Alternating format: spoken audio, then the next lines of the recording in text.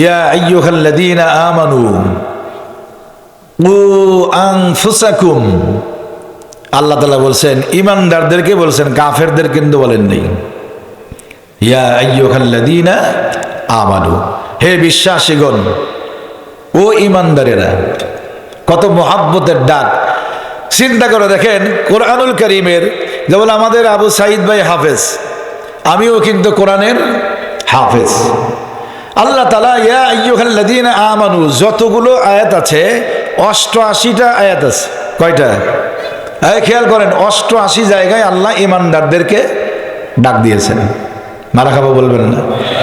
ঈমানদারের এত মূল্য আল্লাহ মহাব্বত করে এক জায়গায় না 88 বার ঈমানদার বলে ডাক দিয়েছেন। এবং এই 88 যে ডাক দিয়েছেন প্রত্যেকটা সূরা হলো মদিনায় অবতীর্ণ। আল্লাহু আকবার জোরে বলেন।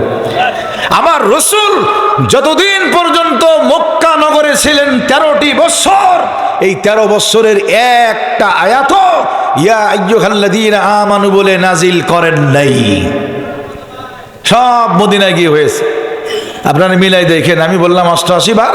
যত ইয়া আইয়ুহাল্লাযীনা পাইবেন, ইয়া আইয়ুহাল্লাযীনা যেখানেই পাবেন আপনি দেখবেন সেই সূরা হলো মাদানী সূরা। এটাই হলো তার প্রমাণ। মারহাবা জোরে করে। কি বললাম বুঝতেন না আপনারা?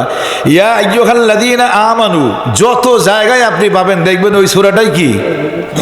মাদানী সূরা, মদিনায় অবতীর্ণ হয়েছে।